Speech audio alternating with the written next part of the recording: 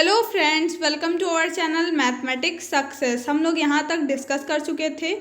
इसके आगे का आज हम लोग डिस्कस करने वाले हैं। उम्मीद करते हैं आप लोगों ने अच्छे से पढ़ा होगा और याद भी कर लिया होगा। ठीक है, मैंने बहुत अच्छे से समझाया हुआ है। धारा लाभ, वोल्टा लाभ, ये सब कुछ बहुत अच्छे से बताया था। अल्फा बीटा गामा का रिलेशन कैसे आएगा, कैसे आप याद करेंगे, ये सब कुछ बता दिया था। ठीक है, तो उम्मीद करते हैं आपने अच्छे से लिख भी लिया होगा और ये सारे रिलेशन आपको याद भी हो गए होंगे। नीचे कमेंट बॉक्स में आपको लिखना है कि धारा लाभ क्या होता है, उसका फॉर्मूला बताइए। ठीक है, वोल्टा लाभ क्या होता है, उसका फॉर्मूला बताइए। ठीक है, सीबीटीसी, सीईटीसी, इन सब के लिए अलग अलग वो सब आपको बता दिया था। आधार, चौड़ाई, मॉडुलन, ये भी डिस्कस कर चुके थे हम लोग। ठीक है, अर्ली इफेक्ट था ये। और आज हम लोगों को यहाँ से डिस्कस करना है ट्रांजिस्टर के निर्मित होने के पश्चात क्या हुआ। ठीक है, यहाँ तक ये पढ़ लिया था, एक बार इसको रिवाइज कर लेंगे।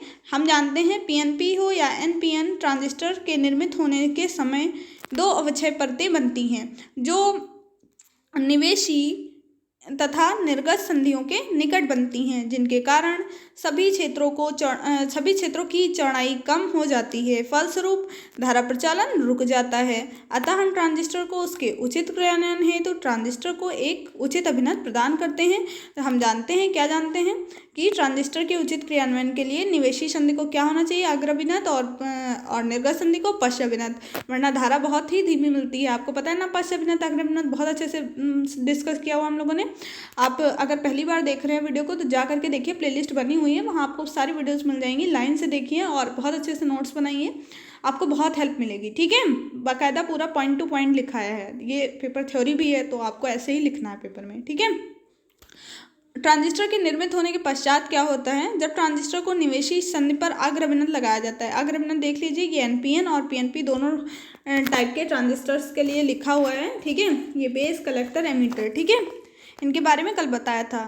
ठीक, जब ट्रांजिस्टर को निवेशी संधि पर अग्रभिनत लगाया जाता है तो सभी बहुसंख्यक आवेशवाहक बैटरी से प्रतिकर्षित हो जाते हैं तथा अवक्षय परत उत्सर्जक धारा संधि के निकट तोड़ देते हैं। इस प्रकार आधार की चौड़ाई परिवर्तित हो जाती है और जब निर्गत संधि पर पश्चाभिनत लगाई जाती है तो आधार में आवेशवाहक आधार क्षेत्र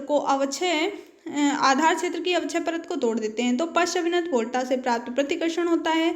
इस प्रकार आधार की चौड़ाई पुनः बढ़ने लगती है। इस संपूर्ण परिघटना जो कि ट्रांजिस्टर पर अभिनत के कारण प्राप्त होती है आधार चौड़ाई मॉडुलन या अर्ली इफेक्ट कहलाती है। इसे अर्ली इफेक्ट इसलिए कहते हैं क्योंकि यह परिघटना सबसे पहले जेएम अर्ली ने बताई थी। तो सबसे पहले तो आप चाहें तो ये लाइन पहले भी बता सकते हैं। ठीक है, इसे अर्ली इफेक्ट इसलिए कहा जाता है क्योंकि ये घटना किसने बताई थी, तो हमारे जो ये वैज्ञानिक थे, ठीक है, जेएम अर्ली, इन्होंने बताई थी। इस वजह से इसको अर्ली इफेक्ट कह दिया जाता है। ठीक है, समझ गए। तो अब एक बार फिर से इसको मैं अच्छे से समझा देती हूँ। ट्रांजिस्टर जब ये बन जाएगा, ठीक है, ये बन गया है यहाँ पे। ठीक, ये जो VF लिखा हुआ है इसका मतलब फॉरवर्ड बायस है, ये रिवर्स बायस में। ठीक है, तो देखो, जब अग्रभिनत ट्रांजिस्टर की निवेशी संधि पर अग्रभिनत लगाएंगे, जब अग्रभिनत करेंगे तो बहुसंख्यक के कारण धारा मिलेगी, आपको पता ही है।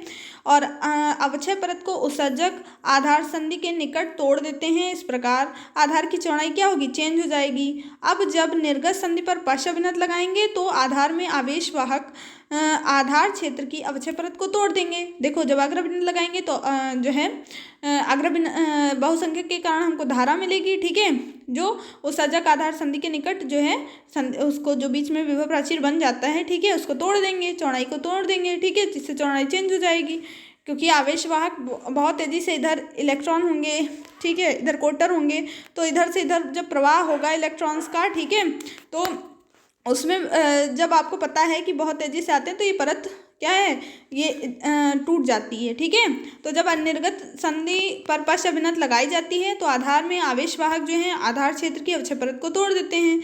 जो पश्चाभिनत वोल्टा से प्राप्त प्रतिकर्षण होता है। ठीक है, जो पश्चाभिनत वोल्टा से प्रतिकर्षण का मतलब रिपल्सन। देखो, एक चीज़ ध्यान देना, ये फॉरवर्ड यहाँ पे देखो, ठीक, ये जो फॉरवर्ड बायस है, ठीक, आपको पता है n में क्या होंगे, इलेक्ट्रॉन होंगे, p में आपको पता है क्वार्टर होंगे। जब यहाँ से माइनस वाले माइनस तरफ जाएंगे तो क्या होगा, रिपल्सन होगा कि नहीं। जब सेम साइड के होते हैं तो प्रतिकर्षण करते हैं, और जब अपोजिट साइड के होते हैं तो वो आकर्षण करते हैं। ठीक है, तो देखो यहाँ पे प्लस का है, यहाँ माइनस होगा, ये तो आकर्षित करेगा रिवर्स वाले में, लेकिन फॉरवर्ड वाले में ये प्रतिकर्षित करता है। ठीक है, समझ गए। यहाँ से माइनस वाले इनके साथ जाएंगे, यहाँ पे ये इनको आकर्षित करेंगे, लेकिन यहाँ से प्लस प्लस ये रिपल्सन होगा। ठीक, तो इसको ध्यान रखेंगे।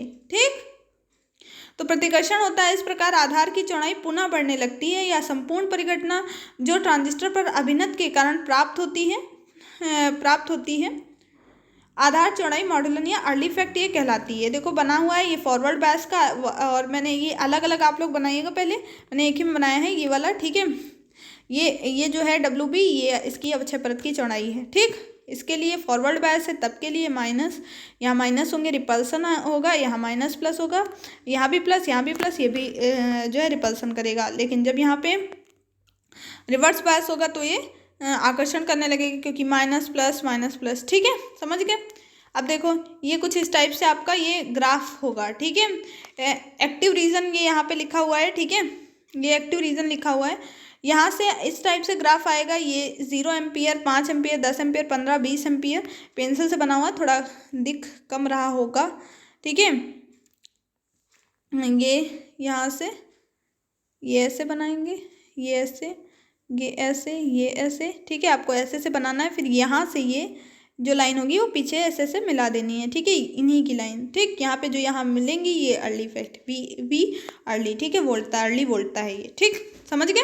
तो आपको इस टाइप से लिखना है, ये IC जो है और ये VCB यहाँ पे लिखा हुआ है। ठीक है, कलेक्टर बेस और ये IC कलेक्टर के कारण धारा। तो समझ गए। आधार चौड़ाई मॉड्यूलन के 3 मुख्य हानियां हैं। क्या हानियां हैं इनको देख लेते हैं। संकीर्ण आधार चौड़ाई का तात्पर्य यह है कि VCB में वृद्धि के संगत अल्फा के मान में भी वृद्धि की कम संभावना होती है। देखो VCB का मान बढ़ रहा है, VCB कहाँ है, ये है। ठीक है, VCB का मान बढ़ेगा तो अल्फा के मान में वृद्धि की संभावना कम होती है। ठीक है, ये एक हानि हो गई। ठीक, ये देखो पीछे यहाँ पे सभी मिल रहे हैं, यहीं पे बहुत कम ही यहाँ पे वृद्धि हो रही है। ये तो बढ़ रहा है लेकिन ये इस पर कोई इफेक्ट नहीं आ रहा ज़्यादा। ठीक है, आधार में सांद्रण तोड़ता अल्पसंख्यक आवेशवाहक के लिए बढ़ जाती है। ठीक है, बहुत ही अधिक वोल्टता के कारण आधार की चौड़ाई घटकर शून्य हो जाती है, जो BJT के वोल्टा भंजन को प्रदर्शित करती है। इस परिघटना को पंच थ्रो कहते हैं।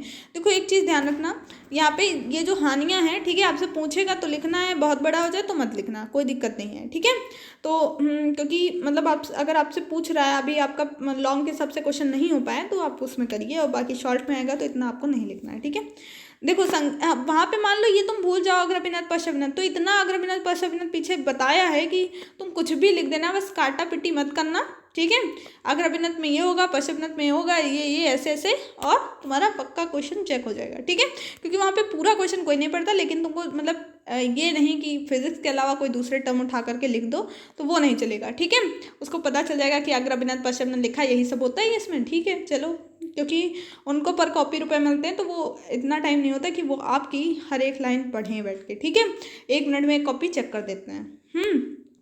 देखो संकीर्ण तो समझ गए, याद हो गई है। VCB में वृद्धि के संगत अल्फा के मान कम होता है, एक तो ये है।